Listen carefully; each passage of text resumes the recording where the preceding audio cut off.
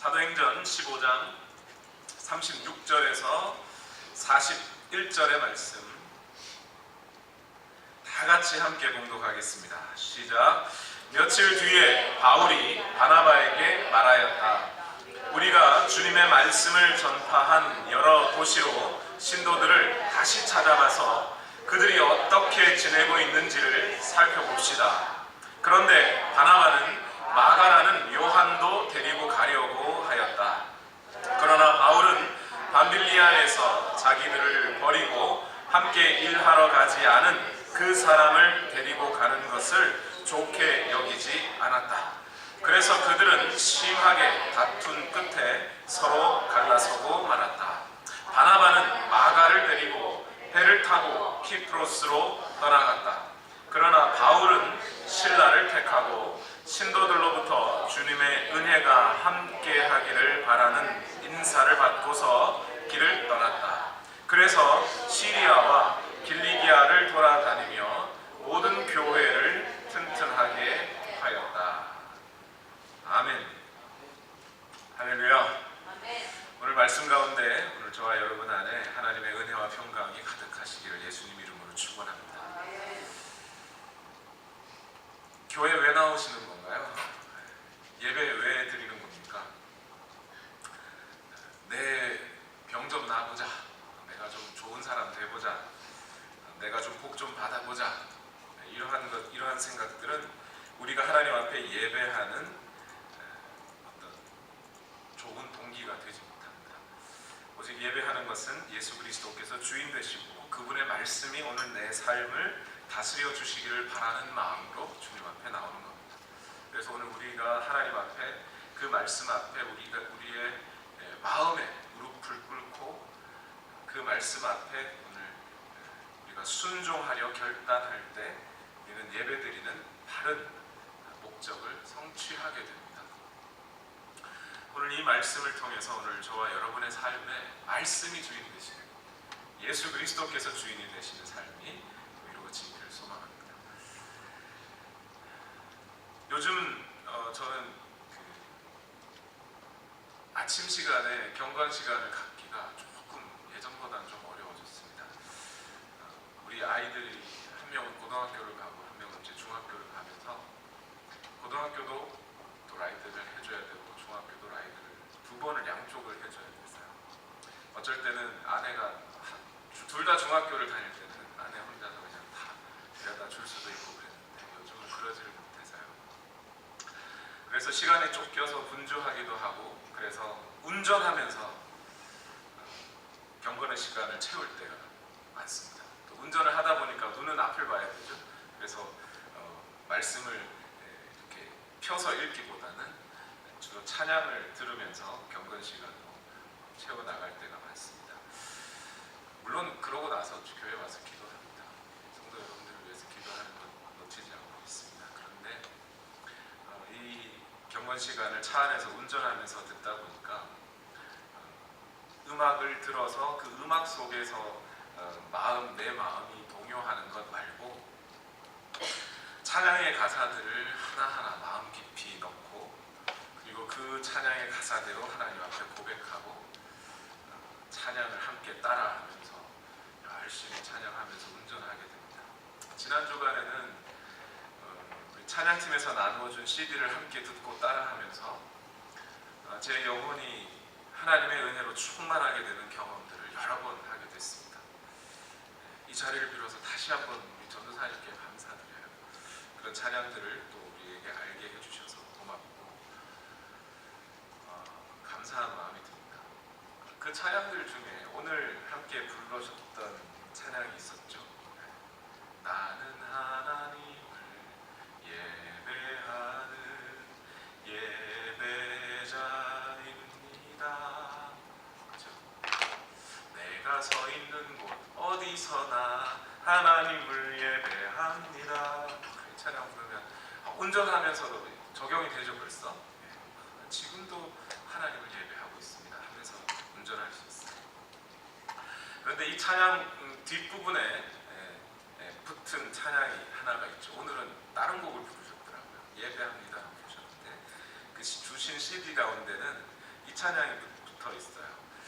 나의 평생에 단 한 가지 소원, 주의 아름다우심 보며 사랑 노래하는 것, 나의 왕 되신 주님의 얼굴 구하며 주 사랑 안에 머물러 사랑 노래합니다. 이런 찬양이 있었어요. 이 찬양을 계속 반복해서 부르면서 심지어 옆에 같이 타고 있던 현준이나 현성이가 오빠는 왜 저 노래만 듣나 할 정도로 그 CD에는 6번입니다. 6번을 맞춰놓고 7번 넘어가면 또 6번 맞추고 해서 반복해서 듣고 또 따라 부르고 그랬어요. 그리고 함께 마음으로 고백할 수 있습니다. 하나님, 목회자로서 유명해지는 것도 싫고 돈을 많이 벌게 되는 것도 싫고 흔히 말하는 목회적으로 성공하는 것도 제게는 소망이 아닙니다. 오직 하나님의 영광을 소망하고 하나님을 찬양하고 하나님을 사랑하는 그 사랑 안에 머물러 있는 것, 이것 하나만 제 소망일 뿐입니다 하고 제 마음에 그렇게 기도합니다. 내 평생에 단 한 가지 소망이 있습니다. 주의 아름다우심을 보며 주의 사랑을 노래하는 것이 저의 평생에 단 한 가지 소망입니다. 그 찬양을 부르면서 제 자신을 봤더니 사실 제 마음속에 소망이 한 가지가 더 있었어요. 거짓말이었던 거죠. 단 한 가지 소망이 아니라 단 두 가지 소망이라 했어야 되는데 한 가지는 아니었던 거죠. 그 다른 소망 한 가지는 뭐냐면, 제가 하나님의 아름다우심과 하나님의 영광을 보며 찬양을 하고 노래하는 것, 그것은 저의 첫 번째 그리고 저의 한 가지 소망입니다. 두 번째 소망은 뭐냐 했더니 이 자리에 계신 성도 여러분들이 그렇게 되는 것. 저의 소망은 제가 그렇게 하나님만을 소망하고 바라는 것임과 동시에 이 자리에 앉아 계신 여러분들도 하나님만 소망하시는, 하나님의 아름다우심을 보며 하나님의 영광을 찬양하고 노래하는 것으로, 다른 어떤 것으로 여러분의 소망을 채우지 아니하고 하나님만 소망하게 되는 그런 분들이 되기를 제가 소망하고 있구나. 어떻게 생각하면 저뿐만이 아니라 이 땅에서 목회자로서 살아가는 사람들이라면 누구나 다 지금 제가 말씀드린 이 소망 한 가지를 더 갖고 계실 거라고 믿습니다. 생각해보면 정말 진심입니다. 여러분 안 믿으실 것 같은데 진심입니다. 오늘 이 말씀을 드리기 위해서 설교 준비를 하면서도 몇 번이고 제 자신한테 물어봤습니다. 너 정말 다른 소망 없느냐? 다른 소망 없느냐? 그 두 가지 소망 말고 다른 소망 없느냐? 저 자신에게 물어봐도 사실 저 그렇게 많이 소망이 없습니다. 제가 어느 정도로 소망이 없냐면요, 군대에서 후반기 교육을 마치고요,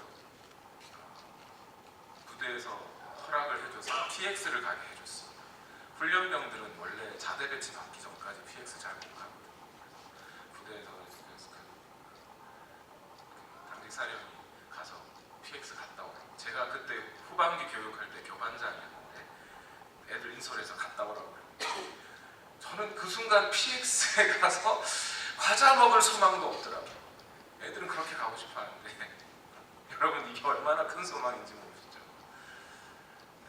제 인생을 돌아보면서 뭐 특별히 공부 더 잘하고 싶은 것도 없고요, 돈을 더 벌고 싶은 마음도 사실 별로 없습니다. 그런데 제가 계속해서 하나님 앞에 구하고 있는 저의 기도 제목들을 살피고 또 살펴봐도 여러분 그거 아십니까? 제가 우리 부모님을 위한 기도보다, 때로 어쩔 때는 우리 가족들에게 참 미안하지만 어쩔 때는 우리 가족들을 위해서 기도하는 시간들보다 여러분들을 위해서 기도하는 시간들이 더 많더라. 다 합치니까 많은 게 아니고 한 사람 한 사람 찾아보면 그것이 더 많을 때가 있더라는 거죠.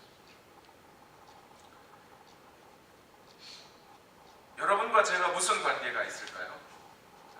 요즘은 부부라도 헤어지면 남남이라는데 목사와 성도로 만나서 부부처럼 매일매일 얼굴 보는 것도 아니고 목사와 성도로 만나서 일주일에 한 번 또는 두 번 어쩌다가 같이 식사하면 가까운 자리에서 보고 아니면 이렇게 같이 예배로 모였을 때 말고는 잘 보기 어려운 얼굴 보기 어려운 저와 여러분의 관계가 과연 이게 뭐길래 제 마음에 때로는 가족들보다 여러분들이 더 있는 것일까요? 여러분들이 하나님만을 바라보고 소망을 두고 돈과 자식이나 성공에 기대지 않고 살아가기를 바라는 마음이 제게 왜 생기는 걸까요? 단지 그것은 오늘 제가 목회자이기 때문이라는 것, 다른 이유가 있을 수가 없더라는 거죠. 단 한 명의 영혼이라도 진정한 그리스도인의 모습이 되어서 믿음을 고백하고 살아가는 것, 그걸 보면 목회자들은 거기에 목숨을 걸게 되어 있습니다. 하나님이 주신 마음인 것 같아요. 성령 충만한 예수님의 제자, 그 사람들은 복음 전도자입니다. 그리고 그들은 복음 전도와 한 영혼의 구원을 최고의 가치로 삼습니다. 그 한 영혼의 구원을 위해 자기의 목숨을 버려도 아깝지 않다고 여깁니다. 그와 비슷한 다른 어떤 것도 그 사람의 소망이나 최고의 가치가 될 수가 없습니다. 오늘 본문은 오늘 이 사실을 다시 한번 우리에게 밝혀줍니다. 사실 오늘 본문은 해석하기가 상당히 애매하거나 또는 해석하기가 아주 어려운 난해한 구절에 속합니다. 그런데 오늘 이 말씀들을 가만히 읽어보면 같은 마음을 가지지 않고서 바울이나 바나바와 같은 마음을 갖지 않고서는 이 구절을 해석해내기가 참 어려웠겠다는 생각이 들 정도입니다. 오늘 제 마음이 바울과 바나바처럼 아주 성숙했다고 자랑하려고 하는 얘기는 아닙니다. 그러나 목회자의 위치에 있다 보면 너무나 자연스럽게 이 바울과 바나바의 마음을 이해하게 됩니다. 오늘 본문에 바울과 바나바가 예루살렘 공의회를 이제 마치고 안디옥으로 돌아와서 안디옥에서 이방인들을 향한 하나님의 사랑과 계획을 다시 한번 확인하고 안디옥 교회 성도들과 함께 변함없이 말씀을 가르치고 전하였습니다. 그러던 중에 바울이 바나바에게 한 가지 제안을 합니다. 바울 안에 아주 하나님께서 주신 귀한 생각이 자리 잡았기 때문이죠. 사도행전 15장 오늘 본문 36절의 말씀 다 같이 한번 읽어봅시다. 시작. 며칠 뒤에 바울이 바나바에게 말하였다. 우리가 주님의 말씀을 전파한 여러 도시로 신도들을 다시 찾아가서 그들이 어떻게 지내고 있는지를 살펴봅시다. 우리가 그냥 사도행전에서 말씀들을 그냥 쭉 읽어나가기 시작하면 오늘 사도행전 15장 36절의 이 말씀은 그냥 우리의 생각 속에 스쳐 지나갈 수 있는 말씀이에요. 그런데 이 말씀을 다시 한번 생각해 보시죠. 바울이 갖고 있었던 그때의 마음과 심정을 다시 한번 떠올려 보면서 한번 이 구절을 다시 한번 생각해 보시죠. 바울은 안디옥 교회에서 이미 자리를 잡았습니다. 오늘날의 현대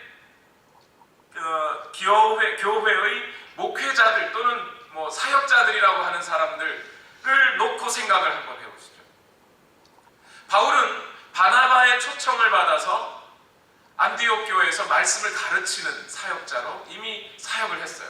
그리고 이방인 선교를 다녀왔고 그리고 안디옥 교회에서 말씀을 계속해서 가르치다가 이방인들에게 구원이 임하려면 할례를 받아야 한다라고 하는 잘못된 가르침 때문에 예루살렘의 대표자로 안디옥 교회를 대표하는 대표자로 다녀오기도 했습니다.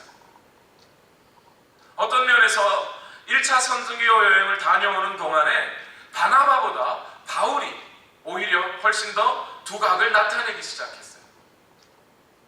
그러면 이제 안디옥 교회의 개척 멤버이기도 하고 바나바와 함께 개척 목회자이기도 한 안디옥 교회의 사역자 바울은 이제 이 안디옥 교회의 목회자로서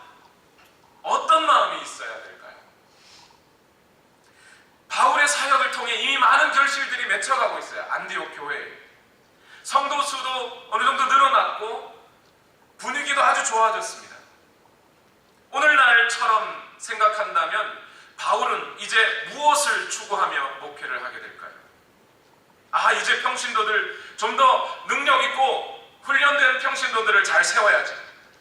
그리고 상담도 좀 하고 우리 교회가 그래도 이제 두 번째 예루살렘 교회 다음으로 안디옥 교회의 두 번째 교회인데, 아니 어떤 면에서 이 예루살렘 교회는 저렇게 약간 그 잘못된 가르침 때문에 좀 안 좋아지기도 했지만 우리 안디옥 교회는 얼마나 건강하고 훌륭한 교회야.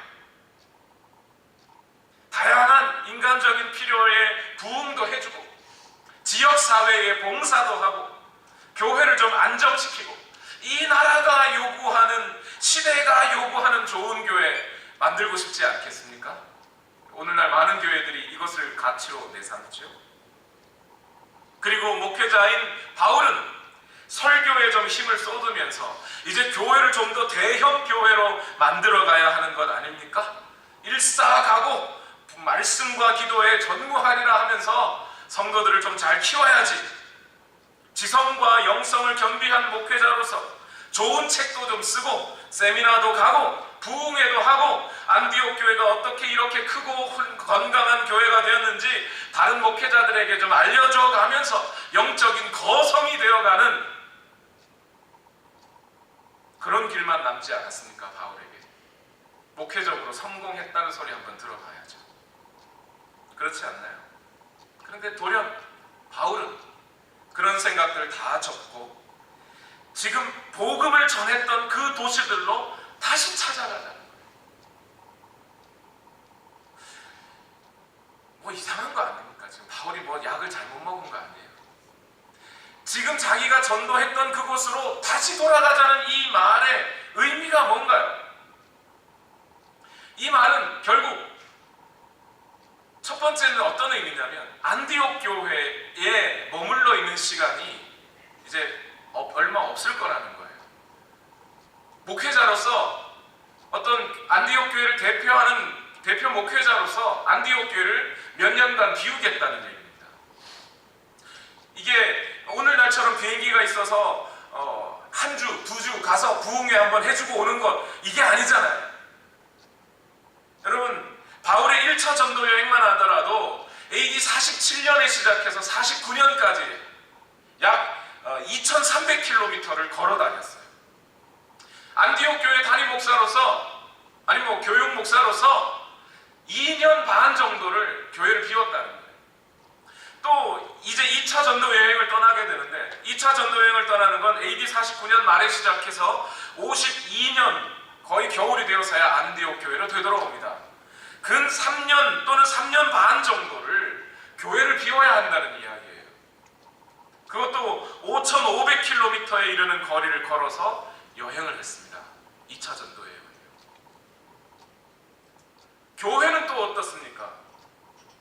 아니 목사님 혼자 결정하면 다요? 민주적으로, 교회는 민주적으로, 성도가 주인인데 우리 한번 투표해봐야 되는 거 아닙니까? 요즘 제가 얼마 전에 여차저차해서 어떤 분께 작년이래요. 여기에는 안 계십니다. 그런 거지. 제가 여차저차해서 다른 교회에 주일날 설교하러 한번 갔다 와야 할 것 같다고 이야기를 했더니 바로 묻더군요. 목사님 다른 교회 가셔가지고 뭐 청빙 받으셨습니까? 아유, 그럴 리가. 저같이 미천한 사람한테 누가 청빙을 온다고 그래요? 하긴 저도 그렇게 생각합니다. 이거 놀리는 건지. 바울은 자기가 갖고 있는 하나님께서 부어주신 생각을 있는 그대로 말하였고 결정했어요. 이 과정에서 교회에 물어보지 않습니다. 뭐죠? 지금 바울의 머릿속에, 바울의 생각 속에 목회가 뭡니까 대체? 교회를 어떻게든 좀 잘 일구어가지고 좀 번듯하게 건물도 좀 세우고 조직도 잘 만들어 놓고 시스템도 훌륭하게 만들고, 그걸 지금 목회라고 생각하지 않아요. 바울 자기가 없어도 하나님 그렇게 하실 거라고 믿습니다. 그리고 얼마든지 교회를 그렇게 비울 수 있다고 생각해요.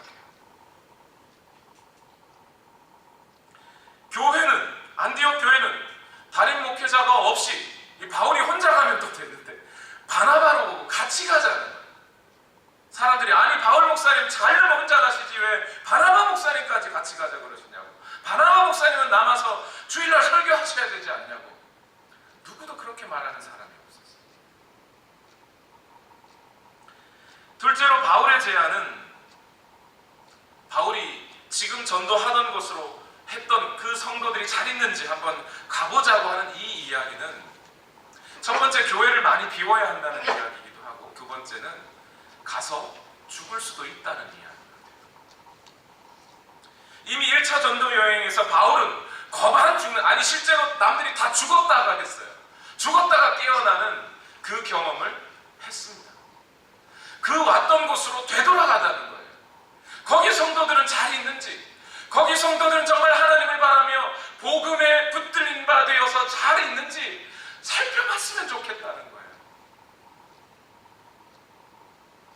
여러분 거기 가서 죽을 뻔했다면 말이죠.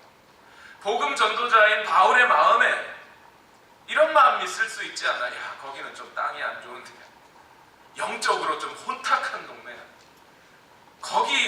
거기는 저주받은 동네. 내가 굳이 거기까지 가서 에이 거기까지 가서 막 내가 1년 2년 수고해가지고 한 명 전도하느니 아주 영적으로 이 밭이 좋은데 가가지고 거기서 한 며칠만 딱 전도해도 100명 200명 나오는 그런 데 가야지 라고 핑계댈 수 있잖아요. 그런 핑계 되지 않습니다. 거기를 가는 게 굳이 하나님의 뜻일지 모르겠어. 하나님의 뜻은 다른 데 있는지 몰라. 핑계댈 수 있잖아요. 그렇게 하지 않아요. 바울의 마음에는 오직 한 가지밖에 없습니다. 거기 성도들이 잘 있느냐예요. 그거 보고 싶다는 거예요. 실제로 2차 전도 여행 중에 바울은 빌립보에서 귀신 들린 여자를 쫓아내 주었다는 이유 그거 하나만으로 감옥에 붙잡힙니다. 그리고 거기서 여러분 아시다시피 신라와 함께 그냥 감옥에서 찬양하고 그러다가 감옥문이 열리는 경우들을 하죠. 또 여전히 살기 등등한 거기서 바울을 죽이고 바울에게 돌 던졌던 유대인들이 아직 거기 있어요. 있는데 가자는 거 아닙니까? 그러니까 2차 전도여행에 가면 거기 그 사람들 또 만나겠죠? 1차 전도여행에서 자기의 돌 던진 사람 그 사람들 또 만나겠죠? 실제로 만났어요. 유대인들이 쫓아와서 데살로니가까지 와가지고 쫓아와서 돌을 던졌어요. 가겠다는 거예요. 가면 죽을 수 있어요. 그래도 가겠다는 거예요. 돈도 명예도 목숨도 보장되지 않는 이 길을 다시 가자고 하는 거예요. 왜요? 단 한 가지 마음. 그 성도들 돌아봐야겠다는 거예요. 복음을 전해 들은 성도들을 살피고 그들의 믿음을 굳게 해 주어야겠다는 것. 그 이유 하나 가지고 가자는 거예요. 세상의 관점에서 바라보면 이 바울과 같은 선택은 어떤 선택이에요? 기름지고 불에 뛰어들자는 거죠. 모닥불 피워놓으면 나방들이 막 꼬여서 빛을 보고 뛰어들어서 그냥 모닥불에 타 죽지요. 타타탁 하면서 타 죽습니다. 그거 하자는 거죠 지금 바울은. 말이 좋아서 성도들의 믿음을 굳게 해주겠다는 것이지 가서 죽자는 겁니다. 바울이 바나바더러 그런 얘기하는 거예요. 바나바씨 우리 가서 죽읍시다. 거기 가서 다시 한번 우리 성도들의 믿음을 돌아보면서 죽어봅시다 하는 거예요. 물론 오늘날에는 목회자와 선교사의 사역이 적절히 분리되어 있습니다. 그래서 바울을 목회자로 분류해야 될지 선교사로 분류해야 할지 때로는 목회자로 분류하기도 하고 선교사로 분류하기도 합니다. 그래서 오늘날 모든 교회가 안디옥 교회와 같이 담임 목사를 몇 년 동안 선교지에 보내야 하는 그런 부담을 감내해야 하는 것은 아닙니다. 그러나 그 본래적 의미에 있어서 원래 의미에 있어서 목회자와 선교사에게는 구분이 없습니다. 목회자든 선교사든 복음 전하는 사람들입니다. 교회 역시 그 복음 전하는 복음 전도자의 말씀을 듣고 복음으로 거듭나고 또 그 복음을 이 땅끝까지 전해 주어야 하는 사명은 어떤 목회자와 평신도의 구분이 없습니다. 이때까지만 하더라도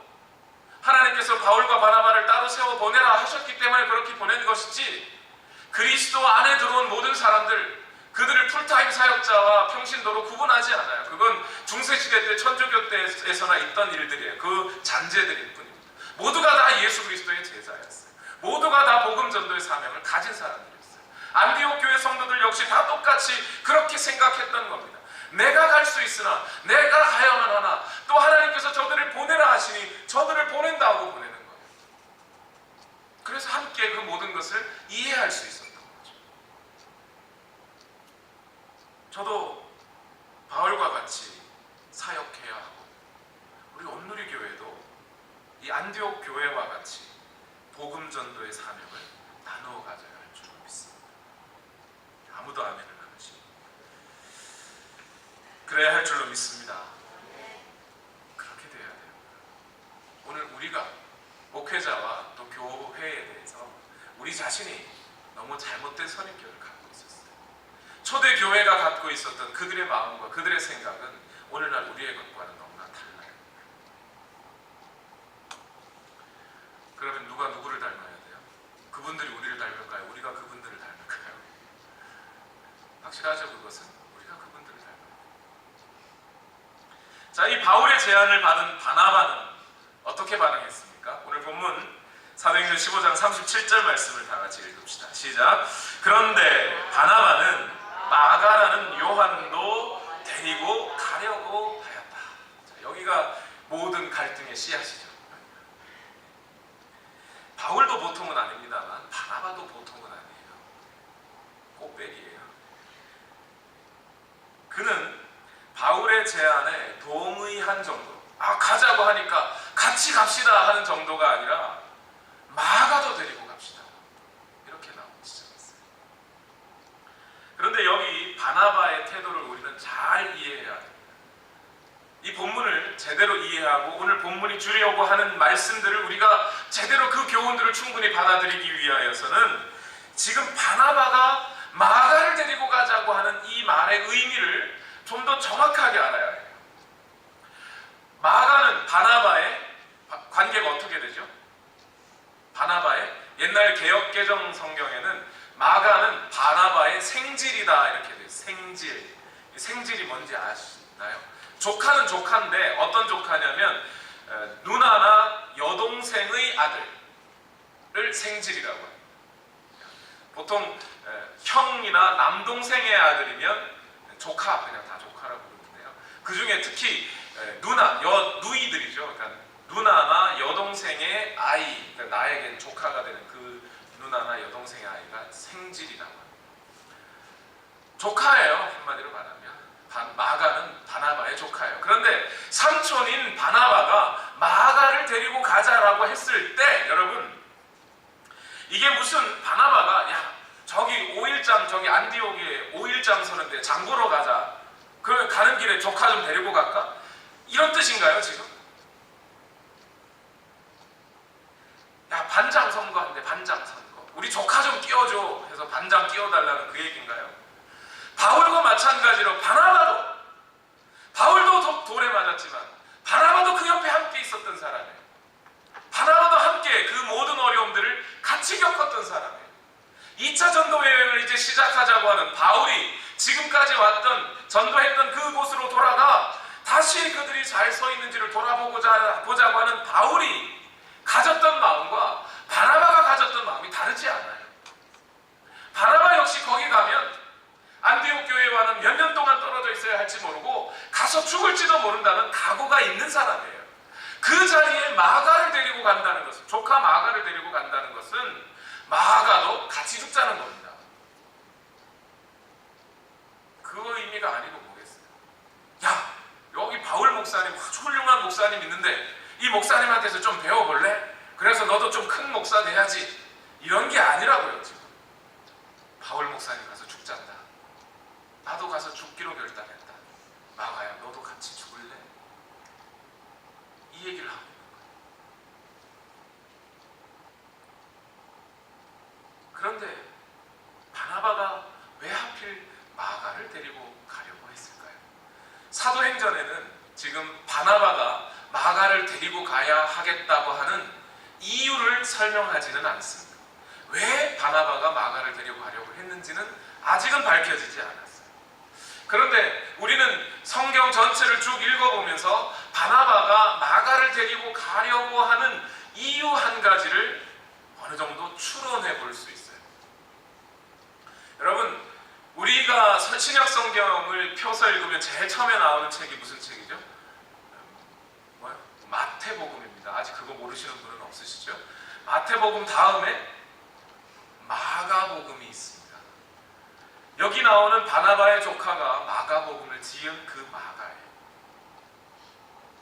그리고 마태, 마가, 누가, 요한복음 중에 가장 먼저 쓰여진 복음서가 마가복음이에요.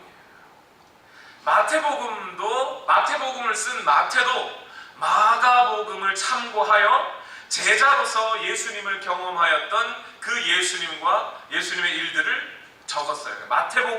마태복음도 마가복음을 기반으로 하여 쓰여졌고, 오늘 사도행전을 읽고 있죠. 사도행전을 쓴 사람이 누구예요? 누가죠. 누가가 쓴 복음서가 뭐예요? 누가복음입니다. 누가복음서도 마가가 쓴 복음서를 보고 적었어요. 뭔가 좀 복잡하지만 이 관계들이 지금 이해가 되십니까?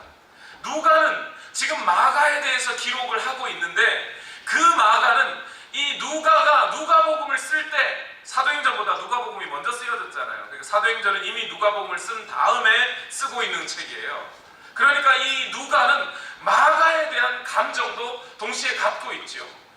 내가 마가복음서를 봤단 말이에요. 누가도. 그러면 지금 바나바가 조카인 마가를 이 죽음의 길에, 선교의 사역에 동참시키려고 하는 이유는 뭘까요? 바나바와 바울이 어쩌면 마가와 함께 다니면서 마가 안에 있는 하나님의 사역들, 하나님의 사명들을 받는지 모르겠어요.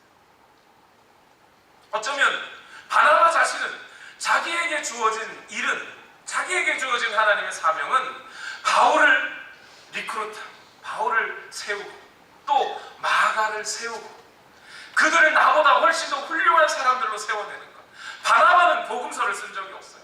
바나바는 편지를 쓴 적이 없어요. 바울은 많은 바울 서신들을 썼죠. 마가는 복음서 중에 가장 먼저 쓰여진 마가복음이 있어요. 그걸 쓴 사람이에요. 바나바는 마가 안에서 그걸 봤던 거죠. 이 사람 지금 비록 어렵고 힘들고 모자라지만, 그러나 이 마가 안에 하나님께서 심어놓으신 사명이 있지 않겠습니까? 내 조카지만 조카라서가 아니라 하나님께서 그에게 맡기신 사명이라는 게 있지 않습니까? 바울씨, 아니 생각해 보십시오. 마가는 예수님이 사역 공생이 할 때 어른들과 함께 뒤쫓아다니면서 예수님을 봤던 사람이에요. 예수님께서 제자들에게 너희는 예루살렘에 머물러 있어라. 내가 죽고 부활하고 승천한 후에 하늘에서부터 성령이 내리면 그 성령을 받고 너희는 떠나라 하는 그 말씀도 어쩌면 귀동냥으로 들었을지 몰라요. 그리고 제자들이 모였던 그곳이 어디예요? 마가의 다락방이에요.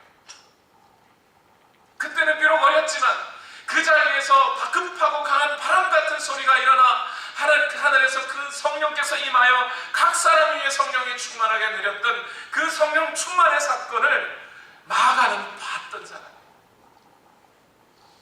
그리고 그가 바나바 삼촌을 따라다니며 복음을 전하는 것을 봤는데, 야, 이 사람이 비록 나이는 어리지만 아직 그 마음의 담력은 모자라지만, 아직 그 마음의 사명감이 충만하지는 않지만, 그러나 그를 통해서 복음이 증거되는 것, 예수 그리스도의 말씀과 예수 그리스도의 삶을 전하는 데 있어서 마가만한 사람이 또 없더라는 거죠.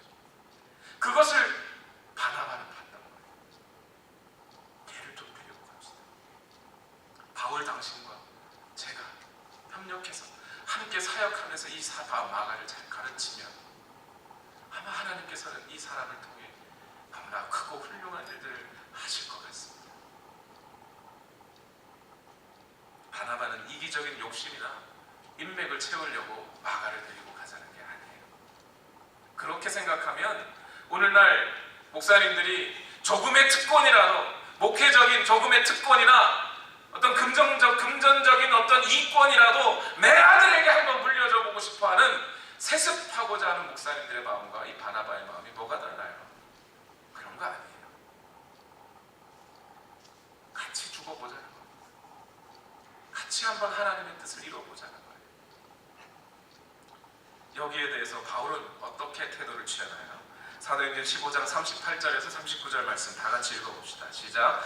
그러나 바울은 밤빌리아에서 자기들을 버리고 함께 일하러 가지 않은 그 사람을 데리고 가는 것을 좋게 여기지 않았다. 그래서 그들은 심하게 다툰 끝에 서로 갈라서고 말았다. 네, 여기까지. 이거 어떻게 이 구절을 해석해야 됩니까? 이거 큰일 났습니다. 심하게 다툰 끝에 갈라섰다. 심하게 다툰 끝에 서로 화해하고 합하였다 해도 이해가 될까 말까인데, 심하게 다툰 끝에 갈라섰다. 어떻게 싸웠을까요? 치고받고 막 주먹질을 하지는 않았던 것 같아요. 그러지는 않았지 않을까. 그러나 적어도 심하게 다퉜다고 하는 걸 보니 얼굴은 좀 붉혔을 것 같습니다. 이 구절을 읽고 위로가 됐다고 해야 될지 경계가 됐다고 해야 될지 모르겠어요. 위로가 됐다면, 야, 바울과 바나바 같은 사람도 다퉜구나. 나 같은 사람도 복음 전할 수 있겠다. 뭐 이런 위로는 될 수 있을 것 같아요. 경계가 됐다면 어떤 마음에서 경계가 될 수 있을까요? 좀 전만 하더라도 예루살렘 회의에 가서 이방인들에게도 하나님의 은혜로 그들도 구원을 받는다고 하는 교회 전체의 통합과 화합의 장을 이루어냈던 바울과 바나바가 당장 오자마자 마가의 문제 하나 때문에, 어쩌면 좀 더 작은 문제 하나 때문에 갈라서 버리는, 이 교회라는 것이 어떤 면에서는 큰 문제에 대해서는 마음을 합하였다가도 작은 문제 때문에 갈라설 수도 있는 거고요. 조심해야겠다. 이렇게 받아들일 수도 있습니다. 또 본문 해석에 어려움이 있어요. 어떤 어려움이 있냐면, 여러분, 바울이 옳은 거예요? 바나바가 옳은 거예요? 지금까지는 바나바에 대해서 설명을 해서 그렇습니다만, 바울의 말도 전혀 틀린 것은 또 아니지요. 한번 같이 전도 사역이 얼마나 힘든 겁니까? 목숨 걸고 해야 하는 사역인데, 구브로 섬에 갔다가 밤빌리아로 가서 버가에 딱 도착하자마자, 배 타고 도착하자마자 그냥 바로 마가는 나 못하겠다고 떠나버렸어요. 전도팀의 사기가 얼마나 땅에 떨어졌겠습니까? 얼마나 힘 빠지는 일이에요.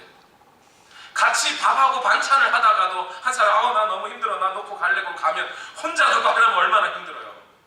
차라리 처음부터 내가 혼자 하고 말지 하다가 중간에 가는 거예요. 그렇죠?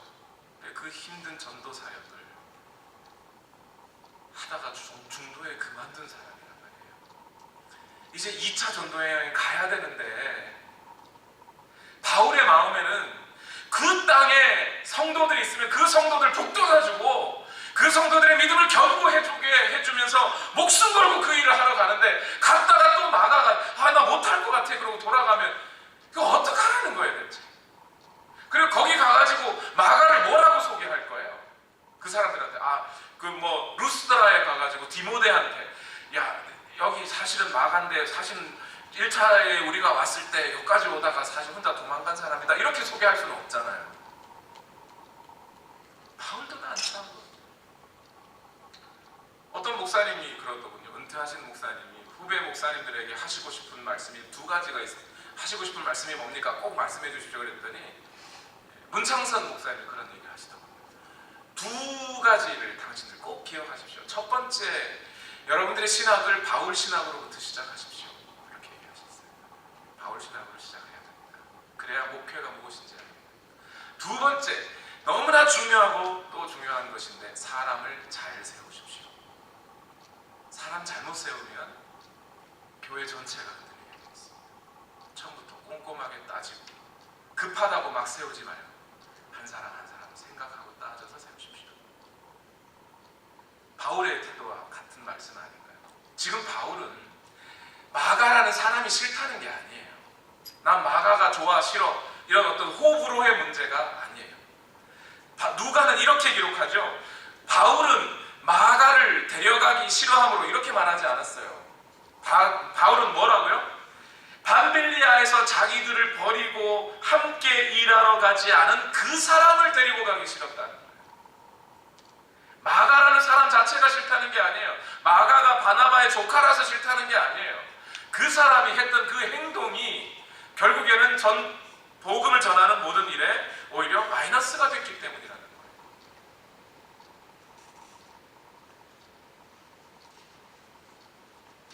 여러분, 바나바가 옳습니까? 바울이 옳습니까?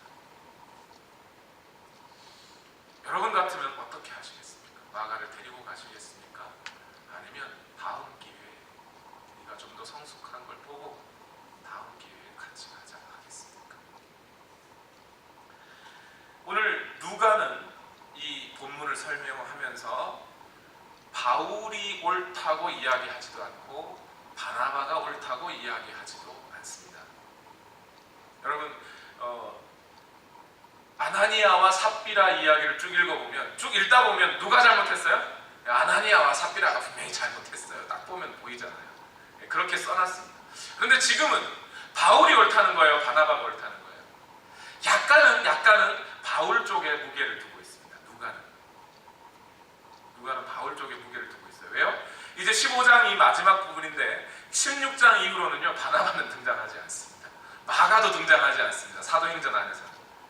바울 서신에는 마가 이야기가 좀 나오는데 사도행전 안에서는 바나바와 마가 이야기는 나오지 않고 계속해서 이제 바울 이야기만 나옵니다. 어떤 면에서 생각하면 바울이 옳은 것 같아요. 확실한 건 뭐냐면 여러분, 바나바도 죄를 지은 것이 아니고 바울도 죄를 지은 것이 아닙니다. 마가를 데리고 간다고 해서 그것이 잘못이 아니고 또 놓고 간다고 해서 그것도 잘못된 것도 아닙니다.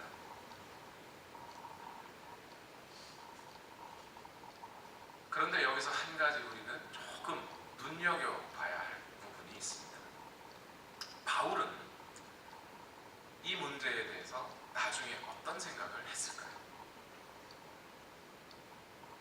마가를 놓고 실라를 선택해서 실라와 함께 이제 전도 여행을 떠나요. 실라는 누구죠? 예루살렘 공회가 끝났을 때 예루살렘 교회에서 바울과 바나바 말고 대표로 바사바와 실라를 보내죠. 그때 실라가 안디옥 교회에 왔었습니다. 아마 그때 실라를 만난 것 같아요. 그때 이제 바울이 실라를 데리고 전도여행을 떠납니다. 전도여행을 떠나면서 바울의 마음에는 어떤 생각이 있었을까요? 바울은 자신이 내린 결정이 그 결정 자체가 잘못되었다고 생각지는 않는 것 같습니다. 그러나 그 과정에서 굳이 다툴 필요가 있었을까 하는 생각을 하는 것 같아요. 뭘 보니까요? 빌립보서 2장 2절과 3절 말씀을 보십시오. 같이 읽어봅시다. 시작. 여러분은 같은 생각을 품고 같은 사랑을 가지고 뜻을 합하여 한 마음이 되어서 내 기쁨이 넘치게 해주십시오. 무슨 일을 하든지 경쟁심이나 허영으로 하지 말고 겸손한 마음으로 하고 자기보다 서로 남을 낮게 여기십시오. 이게 몇 장 몇 절이요? 무슨 책? 빌립보서에 있습니다. 이 말씀. 빌립보가 어디예요? 바울이 이제 마가를 두고 실라를 데리고 전도여행을 떠났습니다. 떠나다가 빌립보에 이르러서 감옥에 갇히죠. 거기서 복음을 전했던 그 지역에. 그리고 그 교회 성도들에게 편지하면서 여러분 같은 사랑을 가지고 뜻을 합하십시오. 한 마음이 되십시오. 이렇게 이야기를 하고 있어요. 이 이야기를 하고 있는 바울은 아마도 마가를 다시 그때로 돌아가 마가를 데려갈 거냐라고 결정하라고 하면 데려갈지 안 데려갈지는 모르겠습니다. 그러나 그 문제를 가지고 굳이 바나바와 다퉜어야 했을까? 그런 생각이 있는 것 같아요. 솔직하게 얘기해 봅시다. 바울은 어때요? 바울은 지금 마가를 자기보다 못한 사람으로 여겼죠. 그래서 그 사람을 데리고 가는 것을 그렇게 반대했습니다. 그런데 바울 자신은 어떤가요? 바나바에 대해서. 바나바 어떤 사람이에요, 대체? 자기가 안디옥 교회의 대표임에도 불구하고 바울이 은사가 있다고 하니, 바울이 말씀을 잘 가르치니 바울을 앞세워줘요. 바나바가 먼저 믿은 사람이에요.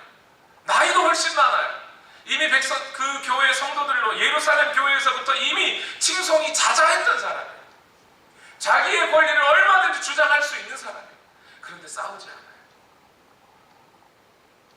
그리고 마가를 어떻게든 품으려고 했죠. 바나바가 바울을 불러주지 않았더라면 바울이 어떻게 목회를 할 수 있었습니까?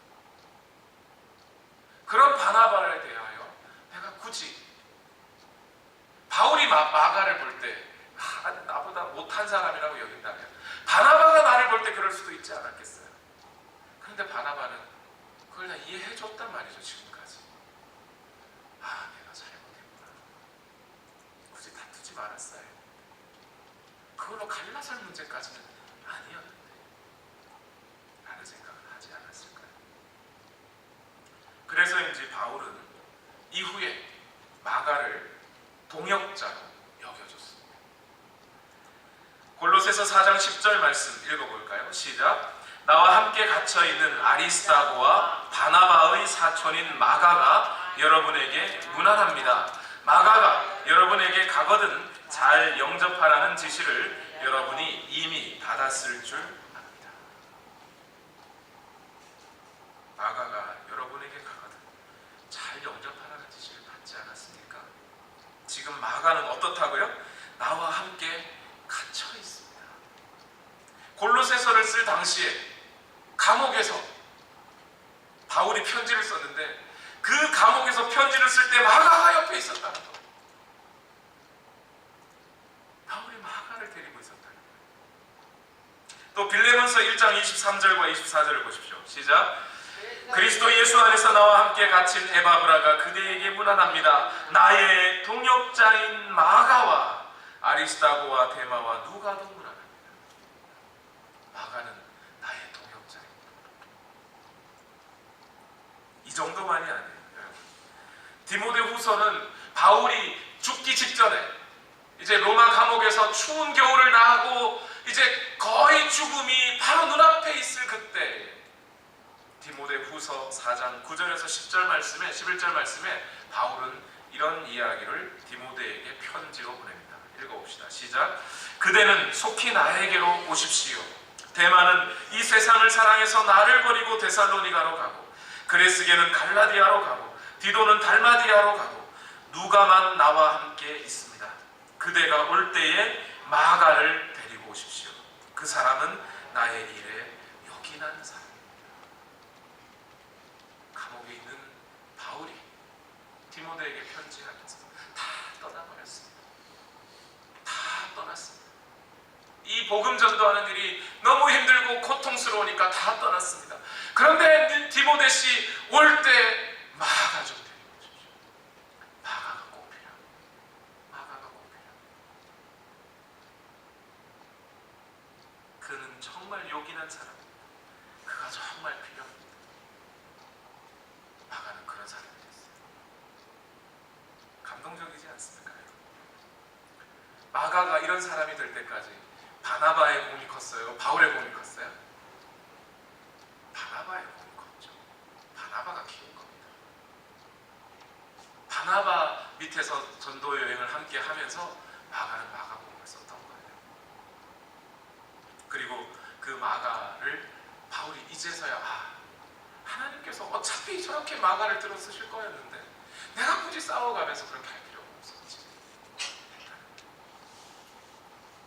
결국 이 분열의 과정은 어떤 결과를 낳았나요?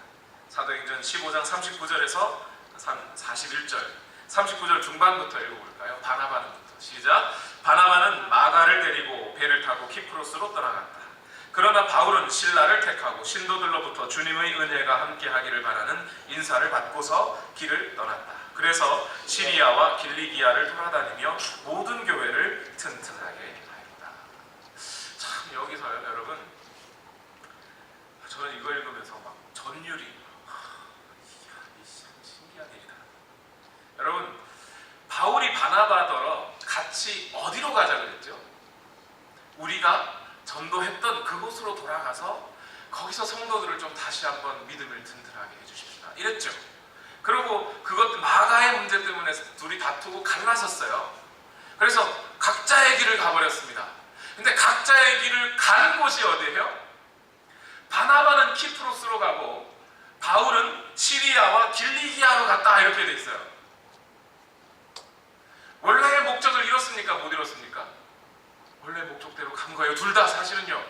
1차 전도 여행을 안디옥에서 출발해서 어디로 갔죠? 키프로스라고 하는 바나바의 고향으로 갔죠. 그죠? 바나바에서 그 키프로스 섬에서 밤빌리아에서 어디를 들러서 시리아와 길리기아까지 들어갔어요. 더베와 루스드라가 거기 있어요. 그러니까 둘은 갈라지긴 했지만 바나바는 다시 1차 전도 여행의 처음 순서대로 키프로스 섬으로 간 거고요. 바울은 배를 타고 가진 않고 육로를 통해서 1차 전도 여행의 마지막 지점이었던 시리아와 길리기아로 간 거예요. 둘 다 거기로 간 거예요. 비록 그들의 마음은 마가의 문제 때문에 갈라지긴 하였지만 그들 마음속에 있었던 복음 전도의 열정과 한 영혼이라도 든든하게 살려보려는 그 마음 하나만큼은 변함이 없는 거예요. 둘 다 같은 거예요. 같은 마음을 품고 있었던 거예요. 그래서 거기로 또 간 거 아닙니까? 1, 2, 3, 4번이면 바나바는 1번부터 간 거고 바울은 4번부터 갔을 뿐이지 같은 곳으로 간 거예요.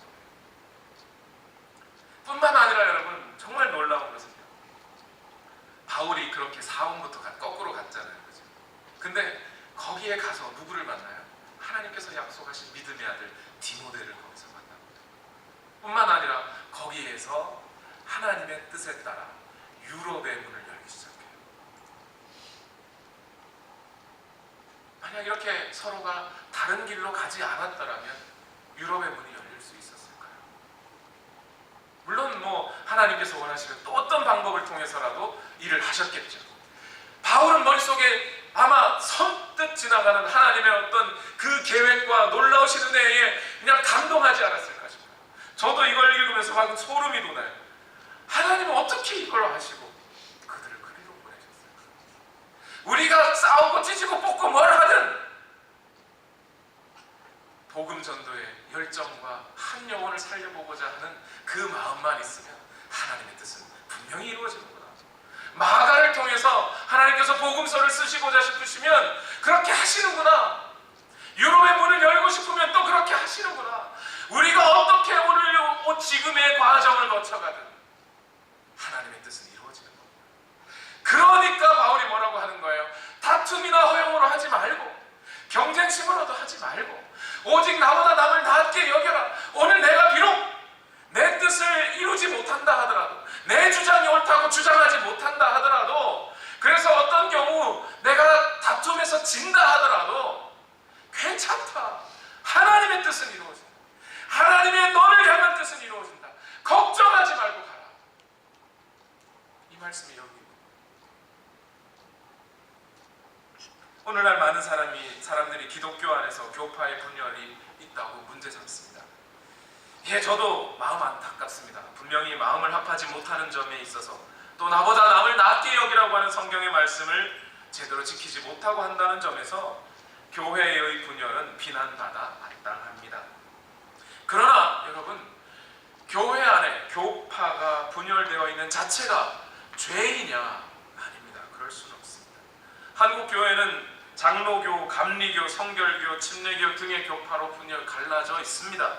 장로교단 안에만 해도 예장 합동이니 통합이니 기장이니 고신이니 등등 해서 엄청나게 많은 교단이 있습니다. 그러나 하나님의 뜻은 그 갈라짐을 통해서도 이루어지게 되어 있습니다. 우리가 그것으로 더 마음 아파하거나 안주할 필요도 없습니다. 다른 교단보다 크다고 해서 자랑할 것도 못 되고 작다고 해서 주눅들 일도 없습니다. 바나바를 통해 마가를 세우시고 싶으신 하나님의 뜻은 이루어지고 바울을 통해 유럽의 문을 열고 싶은 하나님의 계획은 이루어지게 되어 있습니다. 오늘 저와 여러분을 통해서 하나님께서 하시고자 하시는 일이 있다면 하나님은 그 모든 것을 하시는 하나님이십니다. 말씀을 맺겠습니다. 오늘 우리는 본문을 통해 여러 가지 복합적인 교훈들을 얻을 수 있습니다. 첫 번째, 복음 전도 사역은 목숨을 걸어야 할 만큼 어렵고 또 중요한 일이라는 것. 두 번째, 그래서 복음 전도를 위해 중요한 것은 개인의 취향이나 개인의 기능이나 능력보다는 그 복음 전도의 헌신하는 사명감이 더 중요하다는 점. 세 번째, 복음 전하는 일을 위해서는 바나바처럼 자신의 조카도 목숨을 걸어야 하게 할 만큼 어떤 면에서 또한 힘들기도 하지만 영광스러운 일이라는 것. 네 번째, 사역 자체의 중요성과 함께 사람을 기르는 일도 또한 매우 중요하다는 것. 다섯 번째, 하나님은 다툼과 분열의 과정을 통해서도 하나님의 뜻을 이루어 가신다는 것. 여섯 번째, 그렇기 때문에 교회는 절대 음부의 권세가 교회를 무너뜨릴까 두려워하지 말고 하나님의 뜻과 역사하심을 이루어가는 일에 최우선의 가치를 두고 전진해야 한다는 것. 일곱 번째, 그러므로 우리는 사단의 권세가 우리를 넘어뜨리려는 모든 시도에 대해서도 두려움을 버리고 교회의 목적인 복음 전하는 일과 한 영혼을 구원하는 일을 위해서라도 끝까지 계속 전진해야 한다는 것. 교회는 복음 전도라는 사명을 여전히 갖고 있습니다. 목회자들은 이 일들을 위해 헌신된 사람들입니다. 우리 이미 결혼하신 사역자님들은 제가 뭐라고 말씀드리기 어렵지만 총각 전도사님들, 또 아직 싱글인 우리 여자 전도사님들, 배우자 잘 만나시기 바랍니다. 마가처럼 데리고 가기 힘든 사람이 되는 것 같아요. 같이 죽을 수 있는 사람이요. 그러면서도 겸손으로 허리를 동이고 내 생각이 주장이 되기보다는 하나님의 뜻이 이루어지는 방향으로 나아가는 바랍니다. 다 같이 기도하십시다. 우리 찬양 같이 찬양하실까요? 우리에겐 소원이 하나입니다.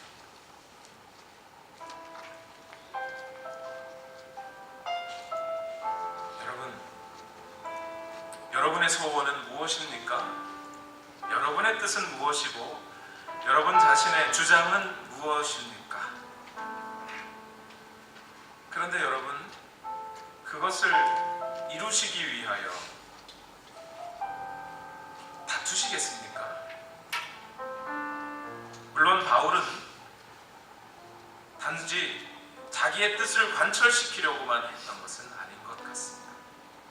복음 전도하는 이 사역이 얼마나 소중하고 중요했는지 마가를 데리고 갈 수 없다고 주장하였던 것이지요.